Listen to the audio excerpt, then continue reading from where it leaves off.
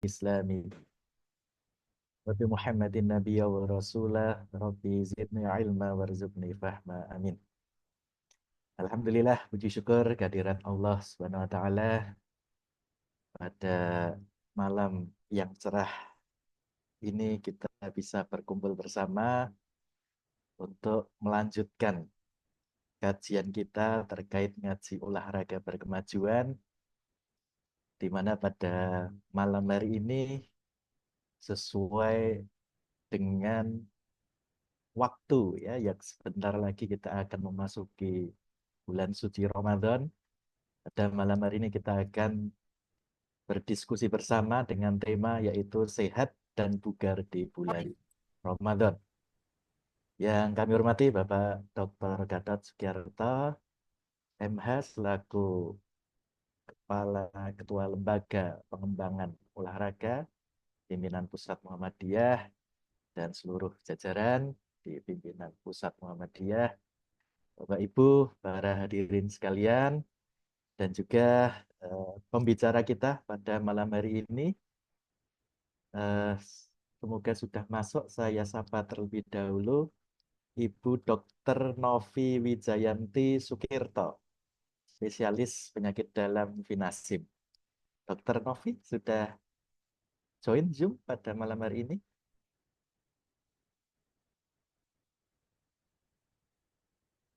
Halo, Dr. Novi. Baik, sambil menunggu, semoga sebentar lagi beliau bisa segera bergabung dengan kita bersama. Pada malam hari ini, susunan acara yang pertama adalah pembukaan, kemudian yang kedua nanti akan ada sambutan dari Bapak Dr. Gatot Sugiarto selaku Ketua Lembaga Pengembangan Olahraga PP Muhammadiyah. Kemudian nanti setelah itu kita masuk ke materi. Setelah itu nanti kita lanjutkan dengan sesi diskusi dan tanya jawab, dan insya Allah nanti kurang lebih pukul 21 WIB kita akhiri untuk pengajian webinar ngaji olahraga pada malam hari ini. Bapak Ibu sekalian, langsung saja memasuki acara yang pertama yaitu pembukaan. Mari kita awali bersama-sama webinar ngaji olahraga pada malam hari ini dengan membaca bacaan basmalah. Bismillahirrahmanirrahim. Semoga dengan bacaan basmalah tadi kegiatan webinar yang diselenggarakan rutin oleh LPO PP Muhammadiyah bisa berjalan dengan lancar dan sesuai dengan rencana yang kita siapkan.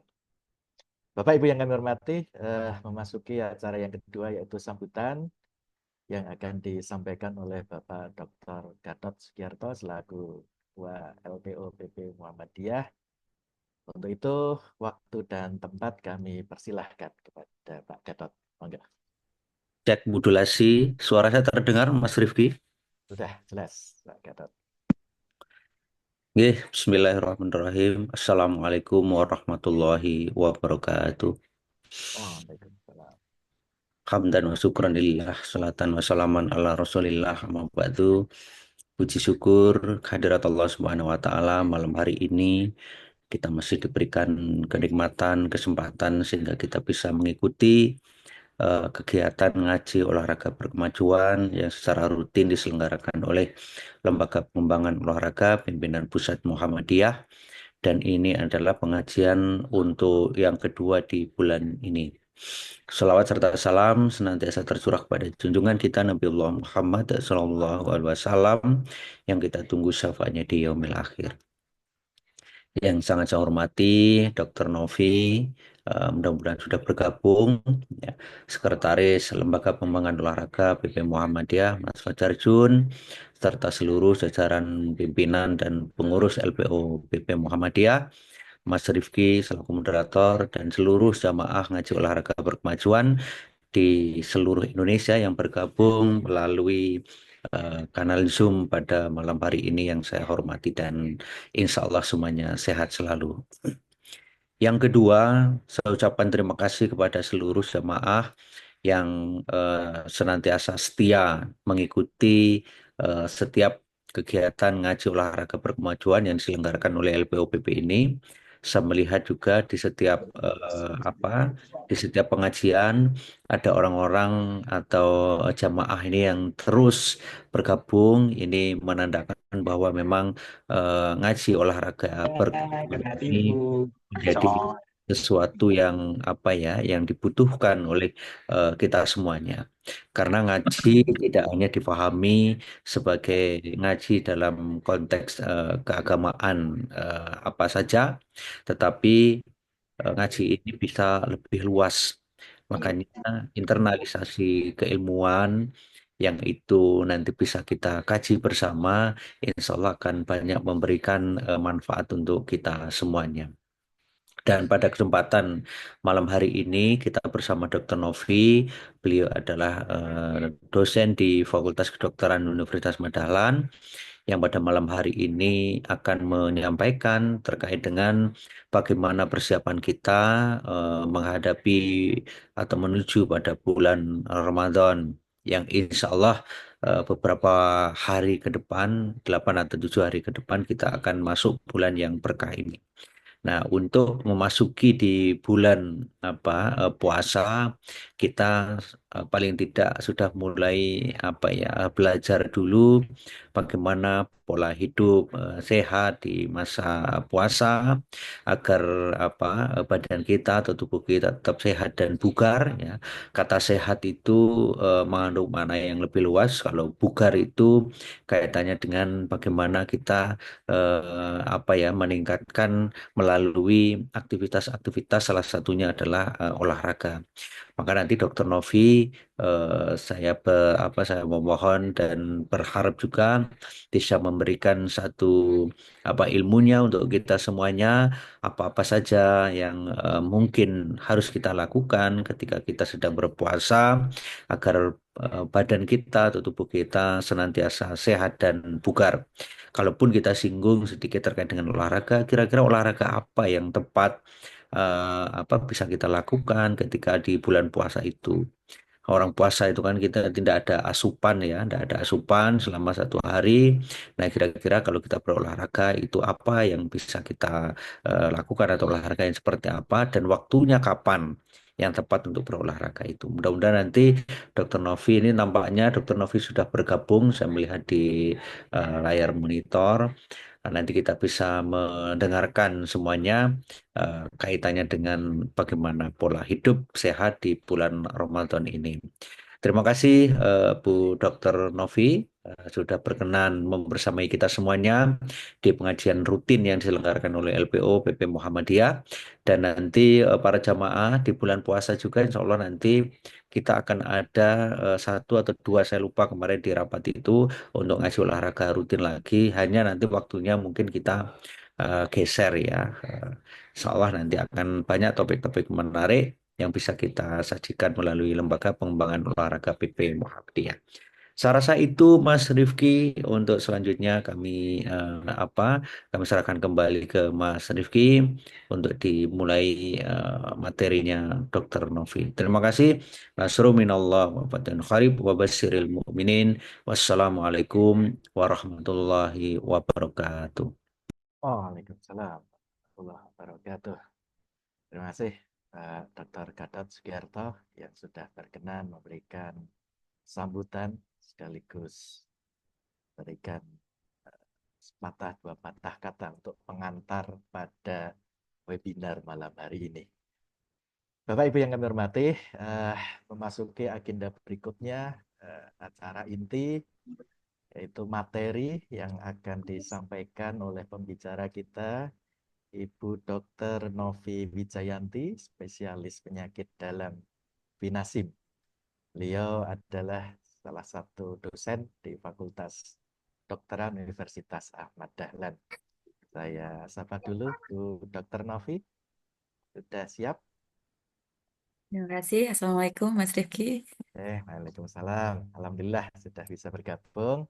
Baik, Ya, Bapak Ibu, Dr. Novi, nanti seperti yang kami sampaikan di awal, nanti setelah ini mohon Dr. Novi bisa sharing materi, memberikan pengetahuan, pengalaman kepada kita semua terkait dengan tema malam hari ini, yaitu sehat dan bugar di bulan Ramadan. Tadi disinggung Pak Gatot, ternyata sehat dan bugar itu maknanya berbeda. Ya, sehingga nanti mungkin Dr. Novi akan memberikan penjelasan dulu terkait itu. Dan juga tadi yang pertama, pertanyaannya mungkin yang masih menjadi pertanyaan para peserta sekalian. Selama Ramadan, boleh nggak ya olahraga? Kalau boleh, olahraga apa kira-kira yang tepat? Kalaupun tepat, kapan waktunya? Apakah di pagi, apakah di sore, ataukah malam setelah tarawih? Nah, ini nanti monggo Dr. Novi mungkin bisa memberikan wawasan pengetahuannya, sharing kepada kita semua. Kurang lebih nanti 40 sampai 45 menit untuk memberikan materi. Setelah itu kurang lebih 15 menit kita akan berdiskusi bersama nanti Dr. Novi. Baik, saya kira itu langsung saja kami persilahkan Dr. Novi untuk memberikan materinya kepada kita semua. Monggo.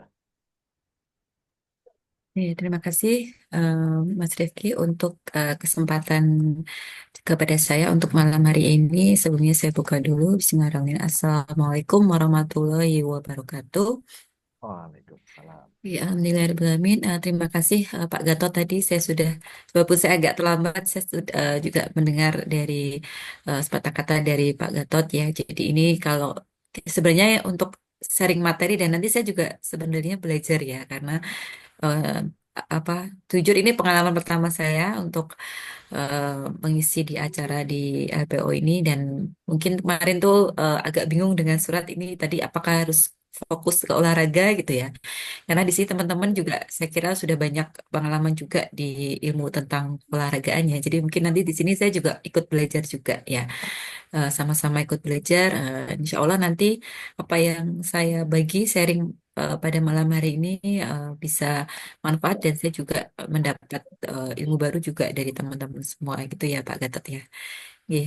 Mungkin saya bisa langsung share PPT saya, nggih, Mas Rifki ya. Monggo, Dokter.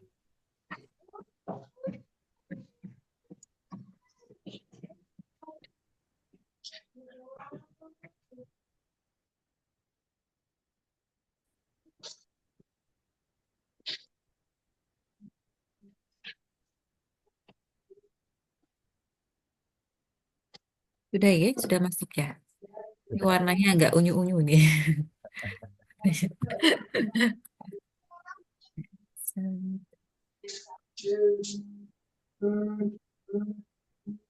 Bentar.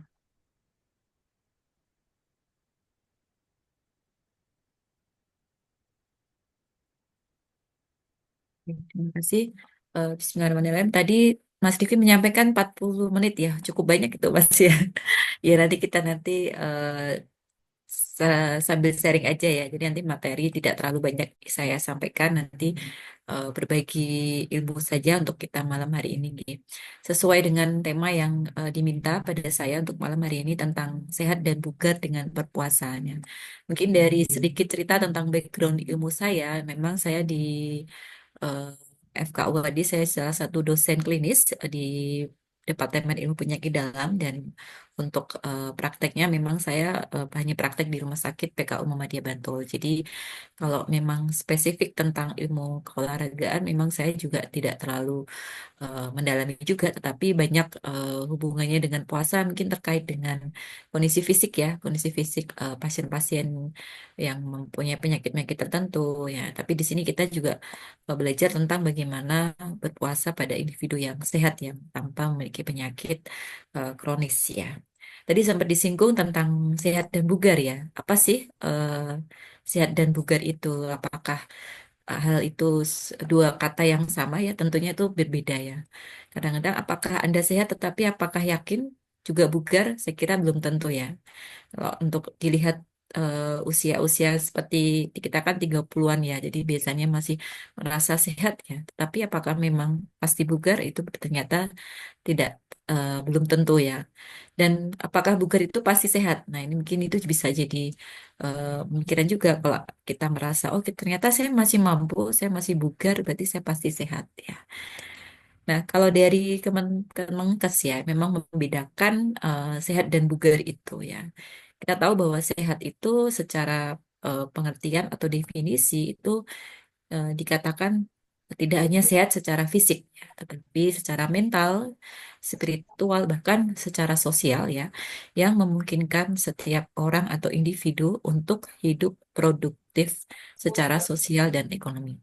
Nah, ini berdasarkan pengertian berdasarkan Undang-Undang Nomor 3 tahun 2009 tentang kesehatan.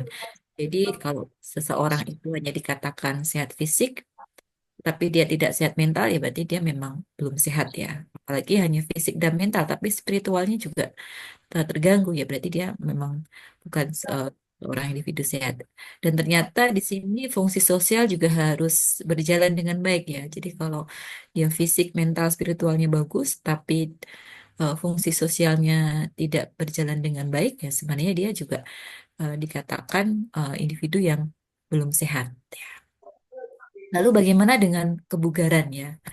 Jadi kalau bugar ini memang identik kalau individu yang sehat ya, itu kalau bisa dia bisa melakukan kondisi aktivitas fisiknya ya, yang sehingga dia bisa dapat dinilai ya, dapat dinilai apakah dia bugar atau tidak ya.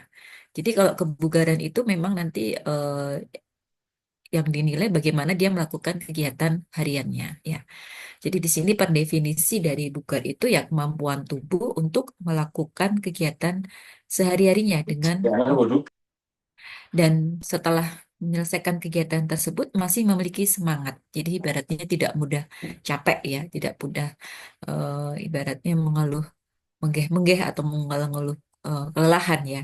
Jadi ketika dia melakukan suatu aktivitas tertentu yang membutuhkan energi yang cukup banyak, tapi dia masih memiliki semangat dan tenaga cadangan. Nah, di sini memang ditegaskan masih ada tenaga cadangan untuk menikmati waktu senggang dan siap untuk melakukan kegiatan lain yang mendadak atau tidak terduga. Jadi memang kebugaran ini identik dengan energinya sepertinya tidak habis-habis gitu ya. Jadi tidak mudah capek, tidak mudah lelah keluhannya. Nah, jadi memang yang membedakan antara seseorang itu bugar atau tidak, ya memang nanti kita lihat bagaimana aktivitas fisik harian dari individu tersebut atau bagaimana rutinitas olahraga masing-masingnya. Nah, ini kadang sebagai pengalaman pribadi saya itu sering saya tanyakan ke pasien-pasien saya. Kalau keluhannya sering mudah capek, badan badan pegel-pegel gitu. Kita kembalikan lagi aktivitas fisiknya hariannya apa, rutinitas olahraganya sudah dilakukan atau belum. Nah, kebanyakan ya karena pasien-pasien saya mayoritas di atas usia 45 tahun ya, atau 50 tahun ya memang sudah banyak memiliki penyakit-penyakit kronis yang muncul. Jadi memang kebugaran pasien-pasien itu pasti sangatlah terganggu ya. Dan individu yang rutin berolahraga memang akan mengalami kondisi yang bugar tadi, sehingga dia tidak akan mudah merasa lelah karena tubuh sudah beradaptasi dengan beban yang telah dilakukan sehingga keadaan fisiknya menjadi lebih kuat. Saya kira teman-teman di sini kan sudah tahu ya tentang bagaimana olahraga atau aktivitas fisik itu perlu dilatih, perlu dilakukan yang benar dan tepat itu seperti apa. Nah, ketika beban fisik itu dilakukan secara berulang, maka tubuh itu sudah bisa melakukan adaptasi. Saat melakukan kegiatan itu kita memang berkaitan dengan volume darah ya. Jadi kalau memang ada gangguan jantung yang berat ya memang akan mempengaruhi kebugaran dari individu tersebut ya. Jadi volume darah yang dipompakan jantung ke seluruh tubuh itu memang akan lebih banyak dibandingkan dengan yang tidak bugar. Jadi kenapa orang yang dikatakan tidak bugar itu akan merasa menjadi mudah capek karena volume darahnya itu lebih sedikit ya. Jadi kalau dalam ilmu fisiologi itu kita ada yang namanya cardio output ya, cardiac output. Jadi volume darah yang dipompakan jantung otot jantung dalam satu kali. Nah, Pada orang individu yang sering melakukan aktivitas fisik yang rutin ya, rutin ya, dalam arti ini rutin ya, itu maka dia setiap satu kali pompa itu jumlah darah itu lebih banyak dibandingkan pada individu yang jarang melakukan aktivitas fisik atau olahraga secara rutin. Sehingga logikanya kalau volume darahnya dia lebih banyak, tentu oksigen yang dibawa oleh darah itu juga akan lebih banyak jumlahnya yang dipompakan ke seluruh tubuh. Maka individu itu akan merasa lebih bugar, tidak mudah ngantuk, tidak mudah capek. Karena memang darah yang dipompakan menjadi lebih banyak. Nah, sehingga kerja jantung menjadi lebih ringan. Nah, ini memang bisa kadang dari secara fisik kita bisa melihat, bisa menilai dari heart rate ya, atau eh, apa namanya, jumlah detak jantung seseorang per menit. Nah, individu yang jumlah detak jantungnya eh, cukup bagus ya, sekitar 50 sampai 70 ya, ketika kondisi istirahat berarti dia memang rutin melakukan aktivitas fisik atau olahraga dibandingkan individu yang memang detak jantungnya lebih cepat karena dia untuk mengkompensasi kebutuhan oksigen hariannya. Nah, kadang-kadang sering ya dokter ya seperti saya sendiri atau teman-teman ditanyakan, apakah sudah berolahraga hari ini? Nah, ini sering saya tanyakan ke pasien-pasien saya. Ya memang pasien saya latar belakang banyak yang usianya di atas 45 tahun atau 50 tahun. Bahkan banyak yang usia lansia ya. Jadi keluhannya yang mudah capek, pegel-pegel, sendinya kemeng-kemeng ya. Jadi apa namanya, yang saya tanyakan ini. Tapi jawabannya apa biasanya? Oh sudah dok, oh sudah olahraga setiap hari. Lo apa bu gitu? Nggak ngepel ya, lah apa namanya, nyapu gitu ya. Jadi ini sebenarnya dianggap olahraga bukan. Saya kira teman-teman yang memahami tentang definisi olahraga ini bukan dianggap olahraga ya. Kita hanya anggap ini adalah aktivitas fisik ya. Aktivitas fisik yang sifatnya dia memang ringan ya. Jadi memang saya sering menekankan kepada pasien bahwa ketika saya tanya olahraga, ya itu tidak sama dengan olahraga ya. Karena kalau aktivitas harian itu yang dilakukan ibu-ibu rumah tangga ya, jadi merasa bahwa pekerjaan rumah tangga itu seperti olahraga. Nah, ini sebenarnya belum sama atau tidak bisa disamaratakan dengan olahraga yang memang dia memberikan beban khusus ya. Jadi di sini dibedakan aktivitas fisik atau yang namanya olahraga itu seperti apa. Nah, jadi ada aktivitas fisik itu memang semua kegiatan ya, semua kegiatan yang kita lakukan itu yang memang dia mengeluarkan energi. Sedangkan kalau yang kita sebut dengan olahraga itu kuncinya di rutin dan bisa diukur ya. Jadi memang aktivitas fisik yang dianjurkan itu ya memang ada ritme. Jadi continue ya, terus dia ada apa namanya, ulangan ya. Jadi dia harus diulang berapa kali seminggu, setiap berapa menit ya. Jadi kalau di apa namanya, di guideline ya, di panduan-panduan tata laksana pasien diabetes itu juga ada istilah yang namanya aktivitas fisik rutin minimal 3 kali seminggu. Nah, kadang-kadang kalau di situ ditulis aktivitas fisik, tadi orang awam tuh masih mengira aktivitas fisik itu ya hanya kegiatan harian. Padahal di situ diminta minimal 30 menit sehari. Itu harus bentuk suatu bentuk olahraga. Jadi bentuk olahraga seperti dia hanya berjalan, ya berenang, jogging, bersepeda, naik turun tangga. Jadi macam-macam lah bentuk olahraga yang memang dia bisa diukur dan harus rutin dilakukan. Nah, kemudian bagaimana dengan puasa ya? Tadi kan dua topik kita ngomongin tentang sehat dan bugar yang hubungannya dengan puasa ya. Kita tahu bahwa yang namanya puasa itu adalah salah satunya ya menahan makan dan minum selama periode waktu tertentu ya. Puasa itu banyak jenisnya ya. Jadi kalau kita di sini adalah puasa Ramadan ya, kita mulai dari apa namanya, imsak sampai eh, apa, azan maghrib ya. Jadi kurang lebih 14 ya, 14 sampai 15 jam ya. Jadi eh, puasa Ramadan ini kita sebenarnya dia termasuk dalam jenis puasa intermittent ya, karena menahan makan dan minum selama periode waktu tertentu dan memang rata-rata sudah menjalani puasa yang lebih dari 12 jam. Nah, puasa yang lebih dari 12 jam ini ternyata sudah memberikan efek-efek perubahan fisiologis pada tubuh ya. Jadi kalau cuma puasa 2 jam, 3 jam itu sebenarnya belum terlalu memberikan perubahan yang signifikan kepada tubuh. Jadi memang puasa itu yang sampai menimbulkan efek ke tubuh itu memang harus menentukan minimal eh, jam minimal dalam waktu tertentu. Ya. Nah, beberapa literatur itu banyak ya yang menyebutkan apa sih yang terjadi pada tubuh ketika kita puasa ya. Nah, kalau yang di gambar ini ya, yang di sebelah kanan itu bagaimana kondisi fisiologi tubuh ya, fisiologi kan normalnya ya. Ketika kondisi puasa ya, yang sebelah kanan ini yang tidak ada asupan makanan dan dibandingkan ketika tidak puasa. Jadi pada orang sehat ya, jadi memang catatannya pada individu sehat ya. Karena kalau pasien dengan komorbid misalkan diabetes itu akan berbeda lagi ya. Pada individu yang sehat ya ketika tidak dalam kondisi puasa ya, tentunya kan dia akan menimbulkan kenaikan kadar gula darah. Nah, kenaikan kadar gula darah itu akan memicu atau merangsang ya. Jadi dia memberikan sinyal kepada pankreasnya untuk mengeluarkan insulin. Ya.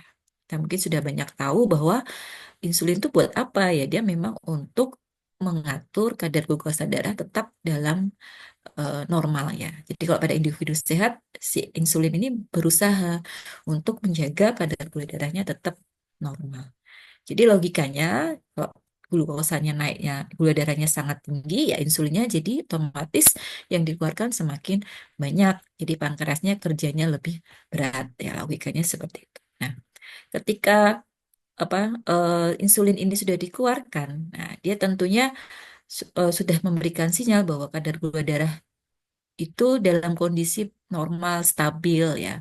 Jadi dia akan memberikan sinyal kepada liver ya untuk tidak melakukan pemecahan glukosa. Jadi di sana dihambatkan liver itu punya salah satunya punya fungsi untuk membentuk glukosa ya dari simpanan glikogen di dalam hati. Nah, ketika kadar glukosa darah dalam kondisi normal tidak drop ya, akhirnya dia dihambat ya. Kemudian di sisi lain ya itu ketika kadar gula darahnya juga meningkat ya, dia juga akan kelebihan ya, kelebihan kadar glukosa darah itu kan dia akan sampai di otot tuh ya. Glukosa itu kan akan diambil atau istilahnya dikonsumsi oleh sel-sel di dalam tubuh kita semua sel ya, yang memang membutuhkan glukosa salah satunya otot. Nah, glukosa ini akan disimpan oleh otot ya. Jadi dia akan merangsang si otot untuk menyimpan sisa glukosa itu dalam bentuk glikogen. Nah, ini kalau pada orang normal ya. Dan sedangkan kalau pada puasa ya, kalau pada kondisi puasa ya tentunya kebalikan ya, karena glukosa darahnya dia turun ya, tentunya sekresinya juga akan menurun ya. Dalam kondisi gula darah yang semakin turun, maka terjadilah perubahan fisiologis pada tubuh kita. Salah satunya adalah itu tadi kebalikannya. Kalau tadi si liver itu dihambat biar tidak memecah simpanannya. Nah, karena ini kondisi puasa ya, dia kan tetap tubuh itu berusaha untuk menjaga kadar gula darah itu tetap normal. Nah, ketika semakin drop, nah, akhirnya dia ngasih sinyal nih sama si liver. Tolong dong, ini simpanannya di dalam liver dibongkar gitu, glikogen namanya. Yang kita sebut dengan gluconeogenesis, jadi pembentukan glukosa dari liver semakin meningkat. Nah, ini tujuannya agar si glukosa dalam darah itu stabil. Nah, kalau puasanya makin panjang, makin lama, ini kan gluconeogenesisnya jalan terus ya, sampai dia habis ya. Bisa nggak kadang digone ya? Bisa. Nah, makanya kalau pada pasien yang mempunyai penyakit liver yang berat ya, seperti sirosis atau mungkin dia pasien kanker liver, ya memang tidak boleh puasa karena dia nggak bisa menjalankan proses gluconeogenesis ini. Sehingga akan cenderung terjadi hipoglikemi kalau pada pasien sirosis ataupun kanker hati ketika disuruh puasa. Jadi kenapa tidak semua eh, pasien itu yang memiliki penyakit kronik bisa puasa ya. Dan kebalikan ketika si glukosa dalam darah itu semakin turun, maka penyimpanan glikogen dalam otot juga akan berkurang karena dia nggak punya sisa glukosa yang akan disimpan di dalam otot. Nah, ini ketika kita puasa ya. Sebenarnya juga masih banyak proses kompleks yang lain. Nah, ini tadi sudah disebutkan bahwa ketika kondisi puasa, maka tubuh kita akan menggunakan cadangan glikogen dalam liver sebagai sumber energi. Semakin panjang jam puasa ya, semakin lama kita menjalani puasa, maka glikogen liver itu juga bisa habis lama-lama. Nah, baru nanti kita akan membongkar cadangan lemak ya. Jadi kenapa orang yang puasa itu bisa turun berat badan cepat ya, karena lemaknya juga ikut dibongkar ya. Jadi kalau kita puasa itu yang dibongkar pertama setelah glikogen ya lemaknya. Nah, lama-lama kalau lemaknya habis, nah hati-hati nih baru protein otot ya, simpanan protein otot itu dipecah. Jadi kenapa kalau orang yang kelaparan dalam waktu yang lama sekali ya, tidak ada asupan energi yang cukup ya antara yang dibongkar sama yang masuk tetap berkurang, maka dia akan terjadi pengecilan massa otot. Nah, ini yang harus kita cegah sebenarnya. Jadi jangan sampai kondisi puasa itu juga buruk kondisi metabolisme tubuh, salah satunya adalah pemecahan protein otot yang berlebihan sehingga maka terjadi penurunan massa otot. Itu sesuatu yang tidak baik ya.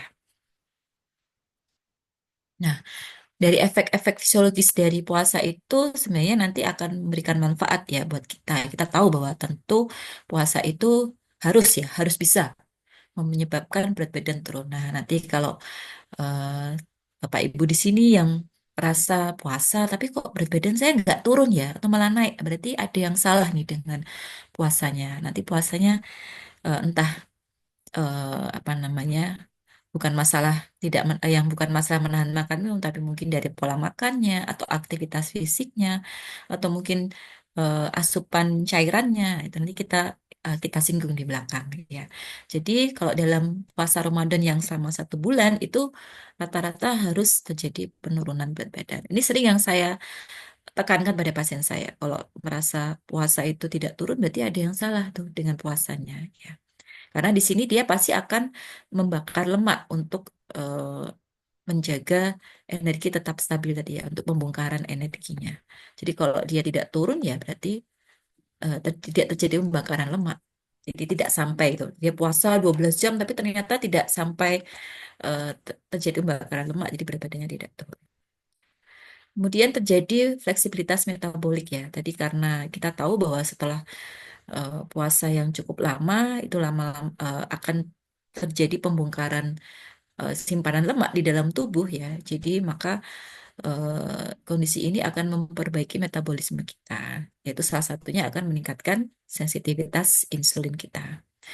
Kemudian kita sudah sering mendengar ya bahwa eh, efek dari puasa itu akan mendorong terjadinya proses autofagi ya. Ini sudah banyak disampaikan bahwa autofagi karena puasa itu terjadi karena si sel itu dalam kondisi kelaparan kan dia tetap butuh makan. Akhirnya dia malah makan dirinya sendiri. Ibaratnya auto itu sendiri, fagi itu makan. Jadi sebenarnya ini proses regenerasi alami yang muncul pada level sel di dalam tubuh kita ya. Jadi unit terkecil dalam tubuh kita itu yang kita namakan sel. Dengan membuang komponen sel yang tidak diperlukan atau sudah tidak berfungsi lagi. Nah, proses autofagi ini yang cukup menarik itu dia baru muncul kalau dia ada rentang waktu tertentu ya. Jadi tidak setiap, oh saya udah puasa 6 jam, sudah autofagi belum ya. Nah, itu beberapa literatur itu menyebutkan dia membutuhkan waktu yang tertentu. Nah, biasanya sekitar 12 jam. Ya, tetapi ini juga ada syarat-syaratnya. Apakah minimal 12 jam itu pasti dialami oleh semua individu yang menjalani puasa. Ya. Jadi proses regenerasi ini kan terjadi karena ketika kondisi gula darah di dalam tubuh itu kita mengalami penurunan ya, sehingga terjadilah pemecahan energi di simpanan di tubuh yang lain. Nah, ketika kita puasa tadi ya, yang hubungannya dengan autofagi tadi, itu sebenarnya dia menjalani proses yang kita sebut dengan detoksifikasi tadi. Ya, sehingga sel-sel dalam organ tubuh kita akan menjalani proses regenerasi dengan baik. Nah, puasa sendiri juga dikatakan bahwa dapat memperkuat sistem imun ya atau kekebalan. Nah, sistem imunitas ini kan hubungannya dengan salah satunya adalah di sel-sel di kelenjar getah bening kita, di mana akan dikatakan akan membaik sebanyak 10 kali lipat. Nah, selain itu ternyata juga baik ya pada kondisi kesehatan mental ya. Tadi di salah satu disebutkan bahwa syarat sehat itu ya sehat mental ya. Jadi mental itu ya harapannya dengan menahan makan dan minum ya selama hampir 14 jam ya kita mampu mengendalikan emosi ya. Kemudian dari dengan efek puasa itu kan dia menurunkan inflamasi ya, jadi peradangan di dalam tubuh kita. Nah ini kalau peradangannya turun itu maka kondisi depresi dan kecemasannya juga bisa ikut menurun ya.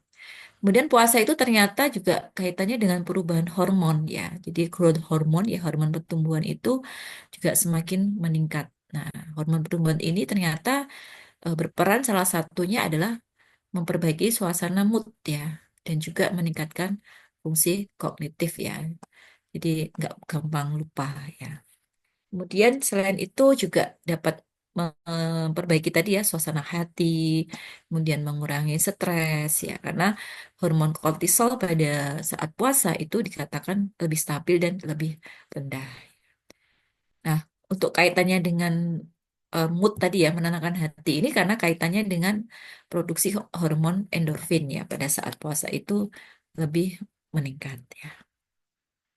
Nah, tadi sudah sempat disinggung tentang autofagi tadi ya. Jadi kalau autofagi sendiri selain dia menyebabkan detoksifikasi, peremajaan sel atau regenerasi sel ya, dikatakan bahwa kondisi ini dapat berhubungan dengan menurunkan risiko terjadinya kanker ya, kemudian meningkatkan massa otot, mencegah penyakit penurunan saraf seperti Alzheimer yang gampang yang jadi pelupa ya.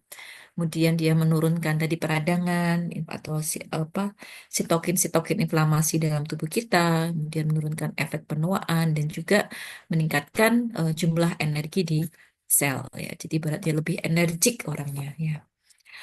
Tapi ada suatu penelitian disebutkan bahwa proses autofagi ini tidak semua individu sama ya. Nah, ini ada yang membandingkan jurnal itu dia antara yang rajin olahraga, rutin berolahraga dengan yang tidak rutin berolahraga. Nah, ternyata proses autofagi itu berjalan lebih cepat pada individu yang menjalani olahraga. Kenapa? Karena olahraga itu ini di luar puasa ya. Karena olahraga itu kan olahraga yang benar ya. Karena olahraga itu kan kaitannya dengan aktivitas fisik yang memberikan beban tertentu ya. Karena ada ukurannya. Itu ternyata dengan olahraga itu kan dia memberi beban pada sel ya. Nah, memberi beban pada sel itu kan selnya menjadi stres ya. Berarti dia menjadi lapar ya. Jadi lebih cepat dibanding kalau dia tidak olahraga. Nah, ketika kondisi sel ini menjadi starving tadi kelaparan, maka kan dia akan berusaha untuk autofagi tadi. Nah, hubungannya seperti itu. Jadi orang yang rutin berolahraga itu proses autofaginya akan lebih cepat. Jadi kenapa kalau orang rutin berolahraga memang kebanyakan tampak lebih muda gitu ya. Mungkin teman-teman sudah pada setuju ya. Dan tapi ini juga tidak satu faktor saja ya, tapi juga pasti ada faktor-faktor yang lain yang mempengaruhi selain kondisi rutin berolahraganya. Dan di situ juga ternyata disebutkan adalah BMI atau Body Mass Index. Nah, kita kaitannya dengan obesitas ya. Jadi di jurnal tersebut juga disampaikan bahwa individu yang BMI-nya lebih besar ya, mungkin overweight atau obesitas itu juga membutuhkan waktu yang lebih lama ya untuk terjadi proses autofagi dibandingkan individu yang BMI-nya dia ideal atau mungkin lebih rendah. Nah, ini juga terkait massa otot hubungannya ya, karena orang obesitas biasanya komposisi tubuhnya kan pasti lebih banyak lemak ya. Jadi dibanding protein atau massa outputnya. Jadi maka kondisi inilah yang akhirnya sel itu membutuhkan lebih baik sel itu membutuhkan waktu lebih lama untuk terjadinya autofagi karena simpanan lemaknya lebih banyak, jadi membutuhkan waktu lebih lama. Nah, ini juga ada jurnal yang menyebutkan tentang efek puasa Ramadan di sistemnya di sistem yang lain dalam tubuh ya, mungkin dari perubahan hematologinya, misalkan dari peningkatan hemoglobin atau HB ya. Kemudian ada yang memperbaiki sel darah putihnya ya.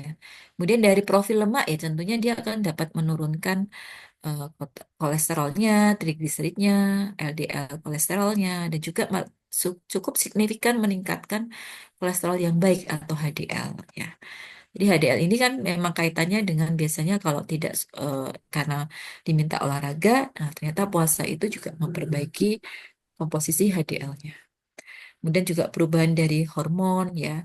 Kemudian berat badan tadi sudah disinggung sistem kardiovaskulernya ya, memperbaiki tekanan darah tentunya. Kemudian sistem respirasi. Jadi ini lebih banyak memperbaiki eh, fungsional ya. Jadi bagaimana apa fungsi kita saat bernafas, berapa oksigen yang bisa kita ambil. Nah, itu dari fungsi parunya itu dia bisa jadi lebih baik ya.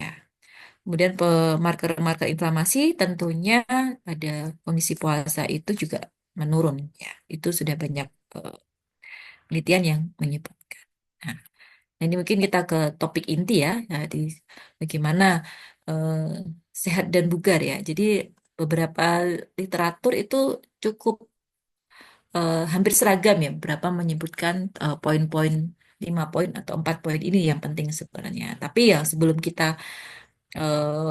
membahas satu-satu. Nah, ini mungkin yang pertama niat dulu ya. Mungkin semuanya udah bagus ya. Kalau kita sudah niat, insya Allah ya kita bisa menjalani puasa sampai selesai ya. Tapi kalau sudah niatnya nggak apa istilahnya nggak 100% tuh kadang kita sudah ini sudah yang males lah, yang merasa lemes lah, merasa lapar gitu ya. Itu karena memang dari awal niatnya belum terbentuk ya. Jadi sebelum kita membahas satu persatu ya sebelumnya kita harus niatkan dulu itu ya. Nah, kemudian yang pertama ya, ini terkait dengan sahur ya. Jadi jangan lewatkan makan sahur ya. Jadi kita tahu bahwa sesuai hadis Rasulullah SAW pernah bersabda bahwa sahur di dalam sahur itu ada suatu keberkahan ya. Jadi beliau bersabda bahwa janganlah kamu meninggalkannya walaupun hanya dengan meneguk seteguk air karena sesungguhnya Allah dan malaikatnya bersolawat atas orang yang bersahur ya. Jadi kadang-kadang saya kalau memantau pasien-pasien saya ya karena memang punya penyakit komorbid selalu saya dorong harus harus makan sahur, jangan melewatkan sahur ya. Meskipun di sini eh, cukup dikatakan hanya seteguk air sudah sangat berkah ya, tetapi kalau pasien yang dengan penyakit komorbid, selalu saya anjurkan tetap harus ada asupan gizi ya atau kalorinya.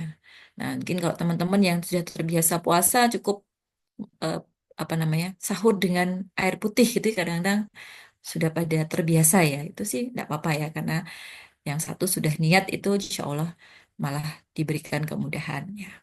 Lalu bagaimana dengan selain kita tidak boleh melewatkan sahur ya kita pilih menunya ya. Jadi sudah banyak disebutkan di beberapa jurnal gizi ya. Jadi kalau dari ahli gizi itu menyebutkan bahwa kalau sahur itu tidak identik harus makan yang manis ya karena eh, atau karena buat persiapan puasa. Padahal kita tahu bahwa yang namanya glukosa tadi kan ya dia akan dipecah dari manapun, tidak hanya kita minum manis. Jadi nggak usah khawatir.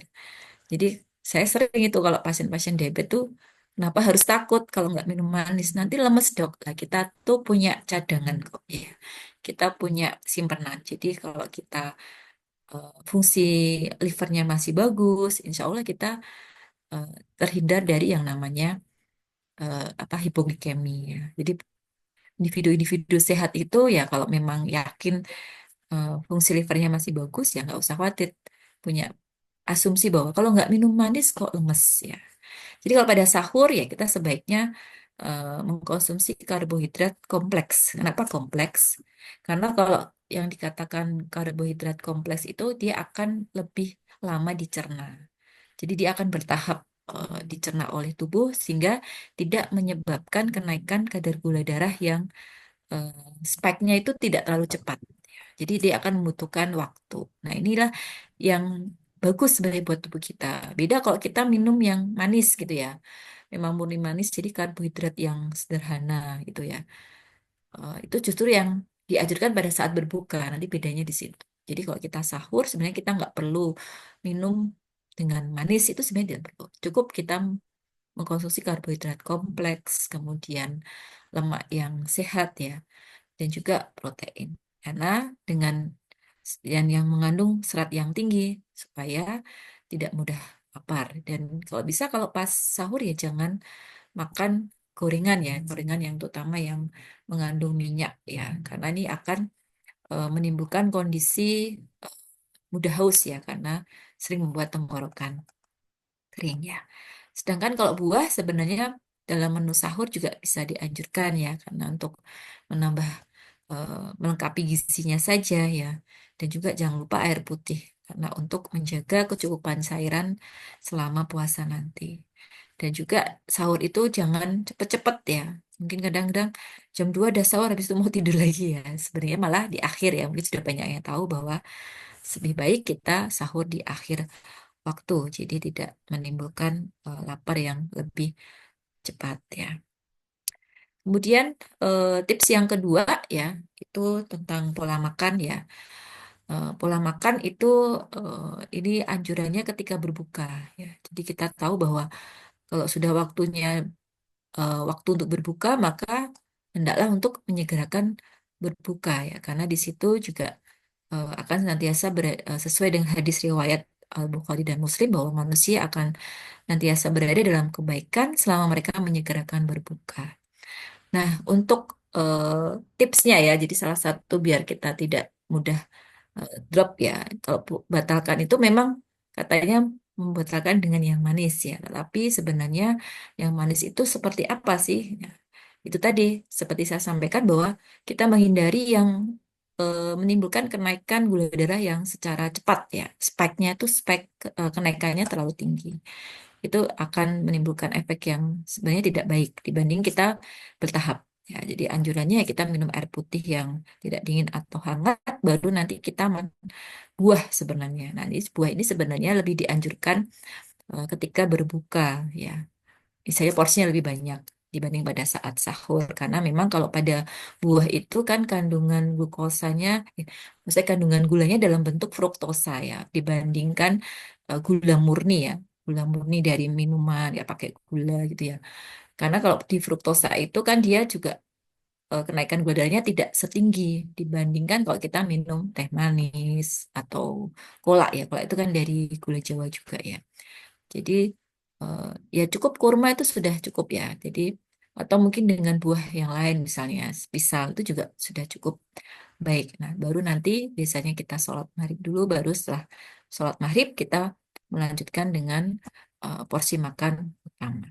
Nah, kalau bisa hindari yang berlemak ya dan terlalu banyak porsi ya, karena kalau ibaratnya kan lambung atau usus itu kan dalam kondisi puasa kemudian diberikan asupan makanan yang terlalu berlebih, maka dia akan membutuhkan banyak energi ya. Jadi kenapa nggak cuma puasa ya, kalau kita habis makan kenapa ya ngantuk ya, karena aliran darahnya itu fokus di lambung semua, jadi yang ke otaknya jadi berkurang karena tubuh itu fokus untuk mengunyah atau istilahnya metabolisme yang barusan kita makan. Jadi logikanya kalau kita terlalu banyak jumlahnya dan porsinya ya, porsi itu dalam arti kandungannya terlalu berat yang berlemak tinggi ya, yang memang sulit dicerna, maka kondisi badan menjadi tidak fit ya. Nah, jadi eh, saat ber, saat berbuka memang dianjurkan ya, tidak berlebihan ya. Sebenarnya ini sangat dianjurkan pada pasien dengan penyakit komorbid seperti diabetes. Tapi saya kira kalau pada individu sehat juga sama ya. Jadi kalau setiap apa buka selalu teh manis dan gorengan. Nah, itu kayaknya itu favorit ya kalau di takjil-takjil itu ya. Jadi sebenarnya itu juga tidak baik ya menurut saya. Jadi gorengan bertepung itu ya karena nutrisinya hanya lemak ya, tidak ada yang lain. Jadi banyak lemaknya ya, lemaknya lemak yang jahat ya, trans fat ya. Jadi itu nutrisinya jadi tidak baik ya. Jadi sebaiknya itu sangat-sangatlah dihindari. Jadi saya kira kalau manfaat puasa yang baik selama 1 bulan penuh ya biasanya orang yang mampu menjaga makanan dan ibadahnya. Jadi kalau ini tidak bisa dijaga ya, ya kayaknya nanti puasa itu sepertinya belum memberikan efek yang signifikan.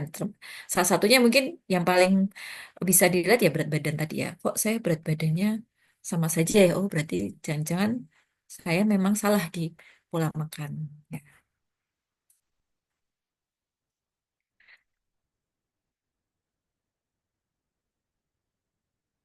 Kemudian aktivitas fisik ya, tadi sudah sempat disinggung olahraga atau aktivitas fisik yang ringan. Jadi sebaiknya beberapa literatur itu juga banyak menyebutkan bahwa ketika puasa apa yang menjadi berubah. Nah sebenarnya kalau orang atau individu yang sudah rutin berolahraga, misalnya dia seminggu, setiap hari dia berolahraga, dia udah biasa seminggu 2 kali atau 3 kali dia bermain futsal 1 jam, itu kan udah biasa. Nah, mungkin dia selama puasa mau main futsal 1 jam ya mungkin dia nggak apa-apa. Tapi sekali lagi dipilihkan waktu yang tepat ya. Jadi saat kondisi puasa ini seperti tadi disinggung ya sama Pak Gatot bahwa apakah bagaimana waktunya, kapan waktu yang tepat, terus jenis aktivitas atau olahraganya yang seperti apa ya. Jadi kalau beberapa literatur menyebutkan beberapa waktu yang tepat untuk berolahraga atau aktivitas fisik saat puasa itu bisa menjelang berbuka ya. Jadi 30 sampai 90 menit. Ini tergantung kita mau olahraganya berapa lama ya. Jadi kalau misalnya nanti jam 6 maghrib kita boleh sekitar jam 5 sudah mulai berolahraga sekitar 30 menit minimal ya, minimal 30 menit sampai ada anjuran sampai 90 menit. Ah, 90 menit ini tergantung kalau memang individunya sudah rutin berolahraga silahkan, tapi kalau yang belum rutin ya sebaiknya cukup 30 menit sudah baik ya. Kemudian atau katanya bisa menjelang sahur ya, tapi sangat jarang ya ada yang menyebutkan menjelang sahur. Tapi ini kebiasaannya jarang yang olahraga apa namanya menjelang sahur ya. Tapi kalau mau setelah sahur itu sebenarnya boleh, tetapi pilihannya juga yang low impact ya, yang tidak yang intensitasnya ringan ya, misalkan hanya jalan kaki, stretching atau workout ya, yang hanya di dalam rumah ya, jadi peregangan atau mungkin yoga ya itu bisa menjadi pilihan kalau yang dilakukan setelah sahur ya. Jadi ini juga yang low impact saja ya. Dan kalau mau yang ditingkatkan intensitasnya ya monggo karena itu tergantung kemampuan fisik dari masing-masing ya karena tadi kalau dia belum pernah olahraga belum rutin ya belum rutin berolahraga tiba-tiba ada masuki bulan puasa lagi seneng-senengnya pengen olahraga rutin ya jangan dipaksa. Harus menambah intensitas jadi dari yang saya baca saat bulan puasa itu dianjurkan tidak menambah intensitas olahraganya. Jadi kalau memang dia sebelumnya masih terbiasa seminggu 2 kali, ya jangan pas puasa ya jangan terus ditambah. Oh saya mau nambah jadi seminggu 3 kali. Nah ini harus hati-hati ya. Kalau memang mampu silahkan, tapi saran saya eh, ketika bulan puasa itu belum perlu untuk menambah mungkin jumlah frekuensi ataupun intensitasnya. Tapi kalau dia sudah terbiasa tiap hari olahraga ya itu tetap harus dipertahankan selama puasa karena nanti akan menurunkan tadi kebugarannya. Kalau ternyata pas mentang-mentang puasa saya tak olahraganya off dulu selama bulan puasa. Nah itu justru nanti kebugarannya menjadi menurun ya. Nah ini kadang-kadang yang durasi tadi ya ada yang 30-45 menit. Nah jadi dianjurkan itu bisa sampai minimal 3 kali seminggu. Nah, yang saya baca itu jenis olahraganya sebenarnya banyak ya, nggak hanya khusus yang low impact yoga, ini malah Zumba aja bisa ya. Itu tadi tergantung apa individunya memang sebelumnya sudah rutin atau belum. Dan waktu yang dipilih ya sebaiknya memang paling banyak menjelang waktu berbuka ya.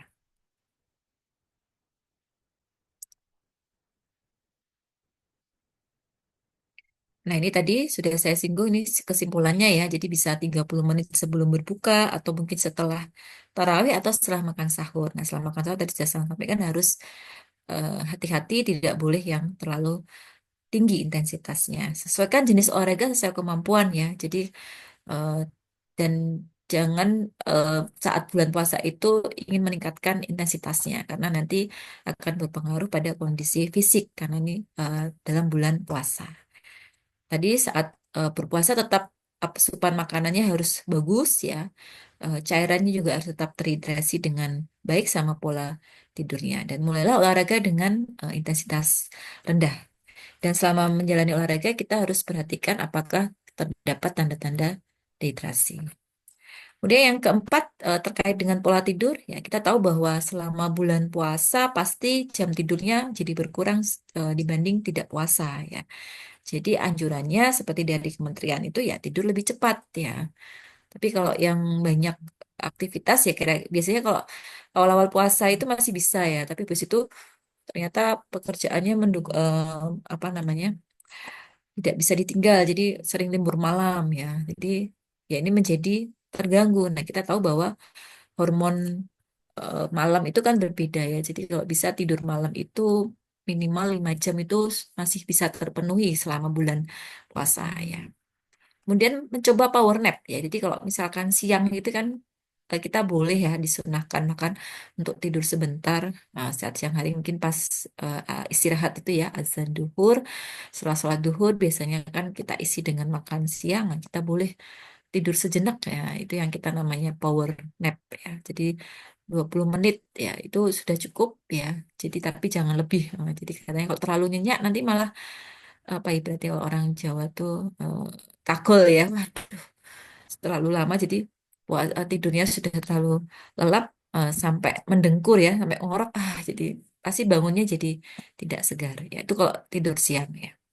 Kemudian lingkungan tidur sebaiknya juga mendukung ya. Kalau memang tidak suka keramaian ya harus dibuat dengan yang tenang ya. Lampunya juga sebaiknya dalam kondisi gelap ya. Kemudian juga perhatikan pola makan. Kalau kita makan terlalu banyak saat berbuka ya nanti akan mempengaruhi kondisi tidurnya saat malam. Jadi hati-hati juga kalau kita, ada yang memiliki riwayat asam lambung atau mungkin yang kita sebut dengan GERD ya, gastroesophageal reflux ya. Jadi yang suka asam lambungnya naik. Nah, itu kan memang salah satu anjuran makan tidak boleh makan terlalu eh, menjelang akhir tidur ya. Kalau bisa 2 jam, 3 jam sebelum tidur sudah selesai makan, baru 3 jam sama makan baru boleh tidur. Jadi jangan sampai jam 9 makan terus langsung tidur. Nah itu akan memperparah kondisi eh, GERD-nya ya. Kemudian terhidrasi cukup ya. Saya kira ini sudah banyak disampaikan bahwa kita kalau puasa sebaiknya air putihnya saja kalau bisa memenuhi 8 gelas. Nah ini yang sering sulit itu saya anjurkan ke pasien-pasien lansia ya karena lansia itu kan rasa hausnya sudah berkurang akibat proses menuanya jadi merasa bahwa sudah cukup minum 1 gelas besok nanti malam lagi gitu. Ternyata sahur 1 gelas buka 1 gelas mau tidur 1 gelas ya cuman 3 gelas ya jadi akhirnya kecukupan air cairannya juga sangat kurang selama 1 hari ya kalau pada orang tua jadi ini kalau bisa tetap bisa memenuhi ya air putih ya. Kalau misalkan 250 terlalu banyak ya kita bisa pakai yang 200 cc itu ya sudah lumayan kok ya. Kemudian hindari terlalu banyak ya minum teh atau kopi ya. Kalau di sini kan terlalu banyak. Kalau misalnya hanya 1 cup itu ya saya kira masih tidak apa-apa ya. Tapi memang dianjurkannya jangan pas sahur ya karena mempunyai sifat diuretik karena dia bisa meningkatkan produksi urin. Jadi kalau kita minum teh atau kopi, maka urinnya menjadi lebih sering. Ya, jadi sebaiknya kalau mau diminum ya pas berbuka ya atau malam ya, itu boleh. Kalau memang ada hobi minum kopi ya. Oke, saya sudah. Oh sudah, saya kira sudah ini. Jadi ada 5 tips ya. Ini ada sedikit doa. Saya sedikit menyampaikan. Ini cukup apa untuk menjelang Ramadan. Nggih. Allahumma ahillahu alaina bil yumni wal iman wassalamati wal islam robi wa rabbukallah. Ya Allah, mohon hadirkanlah awal Ramadan kepada kami dengan penuh ketentraman dan dengan penuh kekuatan iman, sehat dan selamat dan dengan kekuatan Islam. Robku dan Robmu adalah Allah. Alhamdulillah, demikian sedikit yang saya sampaikan pada malam hari ini. Semoga bermanfaat. Terima kasih, Mas Diki. Saya kembalikan. eh, Kalau ada yang mau ditanyakan, silakan saling berbagi. Oke. Wassalamualaikum warahmatullahi wabarakatuh. Waalaikumsalam warahmatullahi wabarakatuh. Terima kasih Dr. Novi Wijayati atas materinya. Sangat menarik sekali Bapak Ibu sekalian.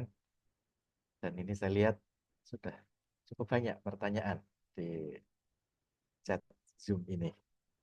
Baik, Bapak Ibu, langsung saja kita mulai untuk sesi berikut Gimana pendapat kamu soal eh, terkait dengan materi yang sudah disampaikan oleh Dr. Novi tadi.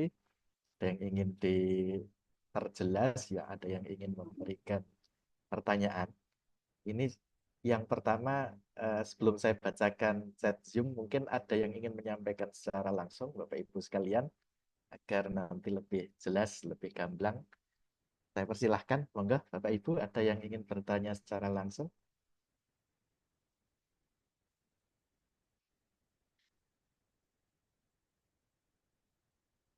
Baik, sambil menunggu Dr. Novi, ini ada beberapa pertanyaan yang sudah masuk melalui chat Zoom kita. Kita urutkan saja dari yang pertama, ada dari Pak Susilo. Ini bertanya terkait dengan Tai Chi. Nah, ini olahraga yang berfokus pada pernafasan yang banyak dilakukan oleh lansia itu apakah dapat dikategorikan dalam olahraga pada umumnya? Nah, mangga, mungkin Dr. Nafi bisa langsung memberikan Ya. tanggapan. Terima kasih. Wah, pertanyaannya cukup bagus ya. Mungkin saya malah nggak terlalu banyak pengalaman. Tapi kalau prinsip Tai Chi itu kan sebenarnya dia, eh, kalau saya mungkin dari ilmu medis itu ibaratnya kayak latihan nafas gitu ya. Jadi kalau kalau kita mungkin di ilmu fisioterapi ya, Mas Rifki ya. Kalau di fisioterapi itu kan ada yang namanya chest therapy, bagaimana bernafas secara efektif, bagaimana tarik nafas, bagaimana mengembuskan nafas, jadi otot melatih bagaimana pergerakan otot-otot pernafasan itu menjadi lebih efektif. Nah, saya kira kalau dikatakan olahraga, dia tidak melibatkan kekuatan fisik ya, jadi lebih ke latihan ya. Jadi mungkin kalau di apa ya, Pak, di olahraga itu kan ada kegiatan apa kegiatan fisik yang bisa diukur ya. Jadi kalau Tai Chi itu mungkin lebih ke apa ya, lebih beratnya lebih ke latihan pernafasan ya. Itu nanti mungkin kalau ada yang berpendapat yang lain ya, kalau jadi kayak olahraga ya olahraga tapi olahraga pernafasan ya. Jadi olahraga untuk melatih otot-otot pernafasan ya. Jadi itu lebih spesifik ke otot ya, otot-otot pernafasan. Jadi kan memang kalau olahraga itu ada yang memang dia fokus di otot-otot tertentu ya, misalkan apa itu gym ya. Kalau gym itu apa, olahraga gym kan lagi ngetren itu kan dia hanya eh, apa otot-otot tertentu ya, maksudnya gantian ya, walaupun eh, dia tidak apa bisa di otot yang di tangan, di apa ini kaki ya. Jadi saya kira kalau di Tai Chi itu mungkin olahraganya lebih kita sebut ke olahraga otot pernafasan ya, untuk kegiatan otot pernafasan. Mungkin itu dari saya. Dr. Nafi, tanggapannya. Ya, mungkin Bapak Ibu sekalian juga saat ini yang ngetren itu olahraga otot jempol, Dok. Otot jempol. Awe Anan itu kan sering Ya yang itu otot otot khusus ya. yang Ototnya kuat mana yang olahraga jempolnya. otot jempol ya. Baik, terima kasih. Ada pertanyaan berikutnya dari Bu Nur Laila Hayati ya. Ini jalan kaki 30 menit setiap hari termasuk olahraga atau bukan? Nah, mau nggak, dokter? Ya, terima kasih Ibu. Itu jelas ya kalau olahraga jalan kaki tadi sudah eh, sudah saya sebutkan salah satu contohnya. Justru jalan kaki ini saya selalu kampanyekan ya ke pasien-pasien bahwa ini olahraga yang paling simple ya, tidak mahal, hanya tergantung niat. Niatnya aja ya. Saya sendiri aja juga belum bisa konsisten jalan kaki 30 menit ya. 30 menit itu loh lama ya. Udah jalannya berapa kilo dapatnya. Jadi itu minimal ya, minimal 30 menit. Jadi kalau kita menyamakan, "Oh, saya udah jalan seharian tuh kalau di kantor gitu ya, itu bisa dianggap ini enggak ya. Tapi kan kalau bedanya jalan kaki 30 menit sama jalan kaki di tempat kerja itu kan kalau jalan kaki 30 menit kan territme ya. Jadi dia khusus untuk aktivitas itu. Tapi kalau di lingkungan kerja kan kita enggak ya, hanya dianggap aktivitas fisik, jadi bukan olahraga. Itu mungkin yang ingin saya tekankan. Jadi kadang orang-orang tuh kalau ini kan udah sama dok, kalau olahraga di tempat kerja, emang kenapa saya sering jalan gitu ya. Ya kan tetap beda. Jadi kalau khusus jalan kaki 30 menit kalau bisa ditambah waktunya kalau sudah sering latihan karena itu juga cukup baik untuk apa tadi pembongkaran energi lemaknya. Jadi memang bisa untuk penurunan berat badan juga ya. Oke, oke. Berarti kalau yang jalan kaki tadi baru disebut olahraga ketika 30 menit itu dalam satu waktu gitu ya, Dok? Ya, jadi tidak yuk 5 Kan menit dicicil berhenti. gitu ya. Ya, kadang-kadang kan pada ngeles ya Mas ya. Kalau Eh, ya kan saya juga sama dok di tempat kerja juga jalan terus gitu. Kalau di total lebih dari 30 menit ya. Jadi kayak tetap beda ya. ya, itu aktivitas fisik maksudnya, yang Ya, dicicil. Ya. Oke. Ya, kemudian ini Pak Ferdi atau Mas Ferdi ini apakah ingin bertanya secara langsung? oh ya ini pemajuan ngechat. Iya. Atau mungkin Bapak Ibu yang lain ada yang masih ingin disampaikan, ingin didiskusikan dengan Dokter Novi ya. Masih ada waktu ya 5 menit lah. Nanti kita masih ada waktu untuk diskusi. Assalamualaikum warahmatullahi wabarakatuh. Waalaikumsalam. Waalaikumsalam. Ini Masih ada dari, waktu Bapak untuk bertanya? oh ya, mangga Pak Susilo. Iya, tanya yang kedua nggih jadinya. Boleh, boleh. Mungkin saya tanyakan, seberapa efektifkah saat kita melakukan sahur itu dapat menopang kebugaran kita saat berpuasa? Jadi nanti orang akan, kan kadang ada orang yang waktu puasa itu tidak sahur pun kuat. Jadi ada yang malas untuk sahur, kadang-kadang sahur cuman minum seteguk air. Tapi kalau tahu bahwa saat kita sahur dengan komposisi sekian itu akan menopang energi kita dan kita akan bugar itu sampai berapa jam itu ada tidak dok? Jadi kalau misalnya kita sahur normal, kita akan merasa bugar paling tidak langsung lemes itu sampai jam berapakah gitu. Hmm. Terima kasih. Terima kasih dok. Ya, terima kasih. Assalamualaikum warahmatullahi wabarakatuh. Mangga, baca Ya, Dokter terima kasih Pak. Saya tadi lupa. Pak Ya, Susi. mungkin kalau saya menangkap kalimatnya mungkin bugar itu tidak sampai hipo ya, hipoglikemi ya. Jadi lepasnya itu karena kadar gula darah drop gitu ya. Memang kalau berdasarkan penelitian itu dikatakan kadar gula drop itu memang ketika orang puasa Ramadan diamati itu paling rendah itu ketika menjelang iftar atau berbuka sekitar jam 4 jam 5 itu memang kadar gula darah kita rata-rata berada di level yang terendah. Nah, ketika itu melakukan buka puasa itu berarti dia ada kenaikan ya. Kalau tadi tanya bagaimana yang tidak sahur ya. Padahal kalau udah terbiasa tuh gak sahur, cuma minum air putih saja masih kuatnya. Tadi kembali lagi ke fisiologi berpuasanya tadi Pak. Ketika kita melakukan kondisi berpuasa, kita kan tetap tubuh yang sehat ya, individu sehat ya. Jadi fungsi livernya bagus, pankreasnya bagus ya. Tidak ada kelainan, tidak ada penyakit apapun.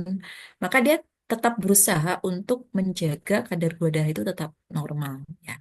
Nah, kan kadar gula darah normal itu kan sekitar 70 sampai 140 ya kalau pada kondisi puasa biasanya 120-an biasanya. Nah, jadi dia akan tetap berusaha untuk membongkar ya, membongkar simpenan di dalam tubuhnya itu apa yang bisa dibongkar untuk dijadikan gula dalam darah, glukosa dalam darah, sehingga individu ini tetap merasa eh, tidak tadi kalau bugar ya istilah tadi tetap merasa fit ya dalam arti saya nggak lemes kok karena kadar glukosa darah saya masih normal. Jadi kadang-kadang orang sehat dicek 70, mungkin orang awam kok rendah banget 70, padahal sebenarnya itu kondisi puasa ya normal-normal aja ya, karena kondisi puasa ya.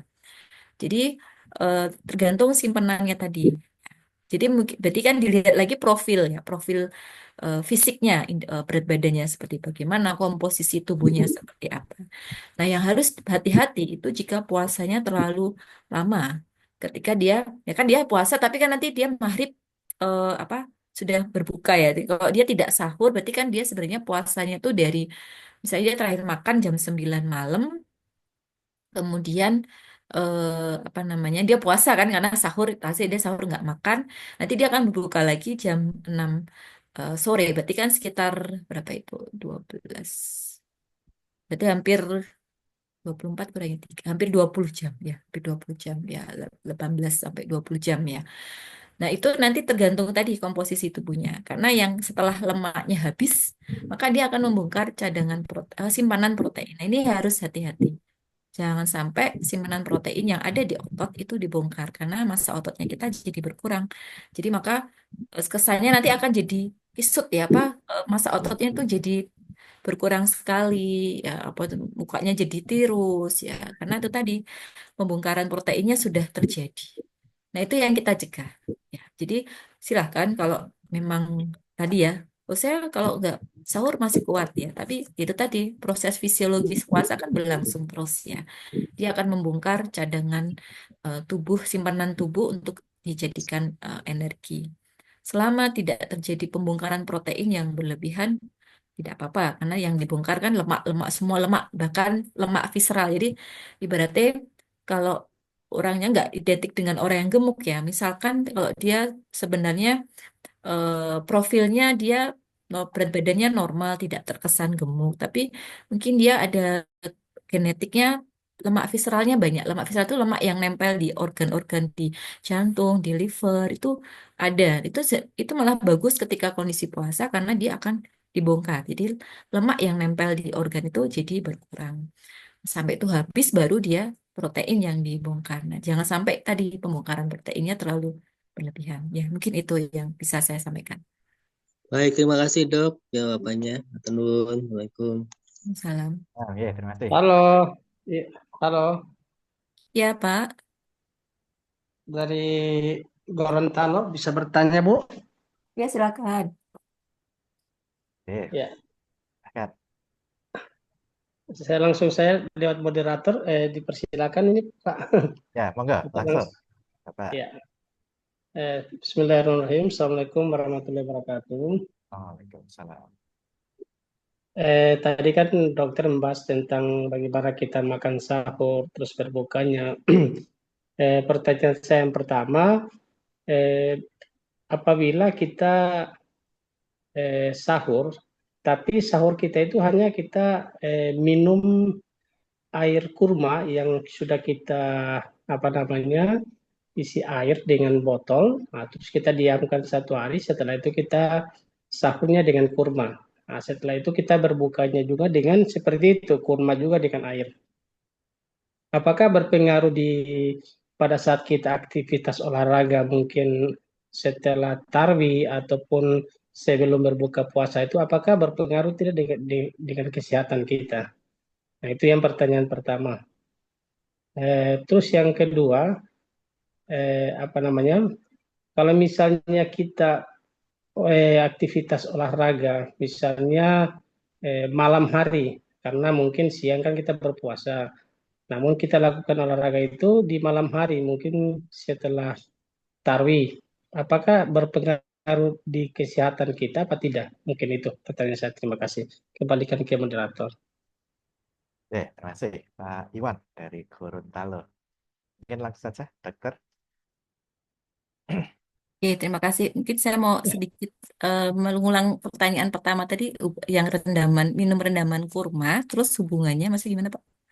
Ya, Hubungannya dengan tadi? nanti kalau penangkap saya, kalau tadi sahur kok dengan Iya, misalnya sahurnya dengan kurma, nah, terus Mm-mm. berbukanya juga dengan air kurma. Ya, Mm-mm. jadi kurmanya itu direndam di dalam air, eh, mungkin 3 atau 4 butir. Nah, setelah itu mungkin kita sahur dengan buah kurma itu, terus minum airnya. Nah, terus setelah itu kita berbuka juga dengan itu demikian. Apakah pada saat kita olahraga itu berpengaruh nah dengan kesehatan kita? Mungkin itu Oh, oh, dari ya. dari Universitas Muhammadiyah Gorontalo, Bu Dokter, dari ilmu Ya, keolahragaan juga. ya, terima kasih Pak. Ya, kalau eh, kalau itu kan ada berbeda, maksud saya berarti ada perbedaan nggak antara kurma itu dimakan secara langsung sama kurma yang direndam gitu ya. Nah, kalau sepemahaman saya ya beberapa buah yang dia dimakan dalam bentuk dihancurkan ya kayak di jus gitu ya. Itu memang ibaratnya nutrisi aslinya memang ada perubahan, tapi memang tidak terlalu signifikan ya. Memang kalau buah memang lebih baik dia dimakan langsung kalau dibandingkan dia di jus karena akan meningkatkan apa itu kadar gulanya kalau ada yang menyampaikan seperti itu. Tapi kalau efek efek ke apa badan ya kebugaran itu saya kira kok saya tidak ada ya. Tapi mungkin saya belum menemukan jurnal yang membandingkan antara kurma dan apa buah kurma yang dimakan secara langsung dibandingkan dengan rendaman kurma ya. Karena kurma itu kan kenapa menjadi buah pilihan karena dianggap nutrisinya juga cukup lengkap ya Pak. Jadi dia kadar gula darahnya, kemudian apa kaliumnya, jadi eh, nutrisinya yang proteinnya juga ada. Jadi kenapa dan dia memang dalam jumlah juga cukup terbatas ya, cukup 3 butir. Memang tidak boleh terlalu berlebihan juga karena nanti menimbulkan kadar gula darah yang cukup tinggi, kenaikannya terlalu banyak gitu. Jadi kalau apakah ada perbedaan? Saya kira eh, dari jenis, kalau misalkan dari jumlahnya sama, itu saya kira kok nggak ada ya. Mungkin. Karena biasanya yang membedakan lebih ke apa bentuk apa tadi yang jatuhnya dimakan secara langsung sama satunya direndam ya. Jadi berarti kan kayak mirip di jus gitu ya. Mungkin itu yang saya sampaikan. Terus yang tadi kedua tadi pertanyaan tentang apa tadi Mas? Saya lupa. Itu olahraga di Oh yang bulan tarawih ya Pak? puasa. Iya, iya, Heeh. Kalau yang malam ya setelah tarawih ya. Nah itu iya yang malam. ya itu kembalikan lagi ke rutinitas saja sebenarnya. Dan kalau mau setelah tarawih juga dilihat kondisi makan ya. Karena kalau sebelum olahraga ya dan tergantung jenis olahraganya mau seperti apa. Kalau dia intensitasnya berat ya, misalnya oh saya mau tanding futsal habis tarawih itu kan termasuk intensitas berat ya. Jadi harapannya kalau mau olahraga dengan intensitas berat itu juga pemilihan makannya juga disesuaikan dengan jumlah porsinya. Jangan sampai kita makan terlalu berlebihan dan terlalu banyak. Nah, itu kalau kebanyakan tadi ya, terlalu banyak porsinya kan pembuluh darah atau istilahnya baru fokus ke ususnya. Jadi sehingga nanti padahal kita butuh suplai yang apa berlebih untuk otot ketika kita olahraga. Nah, jangan sampai itu malah mengganggu kebugaran saat olahraga nanti. Nah, kalau memang memilih olahraga setelah tarawih, ya sebaiknya pemilihan pola makan saat berbuka juga diperhatikan gitu. Itu saja sih sebenarnya kalau pesan saya kalau mau memilih olahraga setelah tarawih ya. Jadi mungkin nanti makannya diundur setelah makan yang besar ya, makan besarnya diundur setelah selesai olahraga. Gitu. Mungkin itu ya Pak yang bisa saya sampaikan. eh Terima kasih Dok atas jawabannya. Ya, matur nuwun Dr. Novi, eh, Bapak Ibu mungkin masih banyak ya pertanyaan, hanya oh ini ada yang satu Pak. mohon maaf ini karena waktu terbatas. Nah ini terakhir pertanyaan dan ini hubungannya dengan profesi Dr. Novi selaku praktisi dokter. Ini mungkin menjawab pertanyaan sekaligus closing untuk Oh iya. sesi malam hari ini. Ini Iya. pertanyaan terakhir dari Pak Prida ya terkait dengan bulan Ramadan ini kunjungan pasien ke rumah sakit Turun. berkurang. Itu Ya, apakah benar efek puasa atau orang sakit males ke rumah sakit karena puasa? ditahan-tahan ya. Ya, ditahan sampai lebaran. Ya, Mangga dokter sekaligus iya, terima closing. kasih.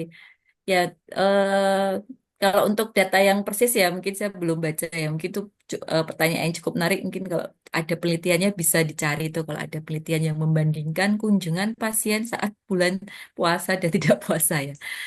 Ya memang kalau kita melihat dari efek puasa tadi kan memang sangat banyak manfaatnya ya. Jadi apakah itu juga berpengaruh terhadap kondisi fisik pasien-pasien yang rutin menjalani pengobatan ya. Tapi tetap ketika saya pesan ke pasien-pasien kalau dia sudah termasuk pasien kronis ya, memiliki penyakit kronis kan memang tidak bisa lepas obat ya. Memang tetap kadang-kadang tetap kita anjurkan tetap rutin minum, jangan sampai tidak minum meskipun puasa ya. Jadi apalagi pasien diabetes karena pasien diabetes itu sangat erat hubungannya dengan kondisi puasa karena terkait dengan pengaturan kadar gula darah ya. Kalau itu memang kita anjurkan tetap kontrol untuk memantau kadar gula darah saat puasa, jangan sampai terjadi hipo atau malah terjadi hiper, nanti kenaikan yang sangat tinggi karena komplikasinya jadi resiko muncul ketika kadar gula darahnya terlalu tinggi. Nah, mungkin kalau pas rawat inap, ya memang rawat inap biasanya kan memang yang kondisi yang akut-akut ya, jadi memang tidak bisa di apa tunda ya kadang-kadang ya. Jadi mungkin nanti itu biasanya kalau tren puasa itu ya memang biasanya tidak banyak ya, karena mungkin yang biasanya sakit lambung jadi pada sembuh ya Mas ya.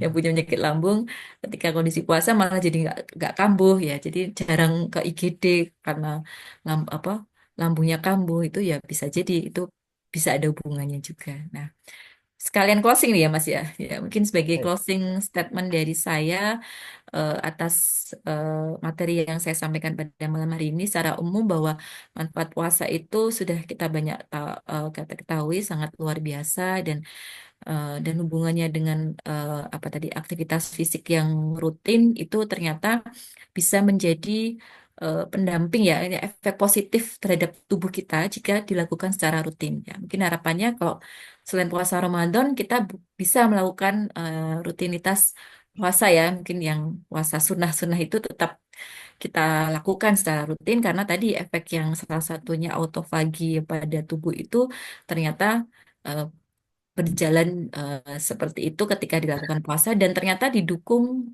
kondisi aktivitas fisik yang baik sehingga proses regenerasi selnya berjalan terus-menerus ya. Semoga apa yang kita sharing hari ini atau malam hari ini dapat menjadikan bekal kita untuk menjalani puasa Ramadan insya Allah yang 1 minggu ke depan. Demikian Pak Rifki dari saya.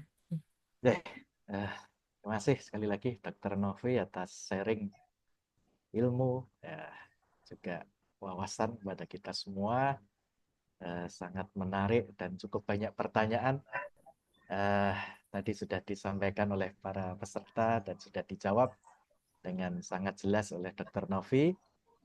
Dan sebagai penutup, Bapak Ibu sekalian, tadi sudah disampaikan bahwa ternyata ketika kita masuk di bulan puasa Ramadan, itu tetap kita disarankan untuk bagaimana kita tetap bisa berolahraga secara rutin. Meskipun tadi level tingkat olahraganya disesuaikan, sekaligus juga disesuaikan dengan waktunya. Tadi disarankan lebih baik di sore jelang buka puasa ya, sehingga nanti harapannya tidak terjadi hipoglikemia atau ya. Dan juga nah tadi kata kunci kedua adalah bagaimana kita bisa rutin.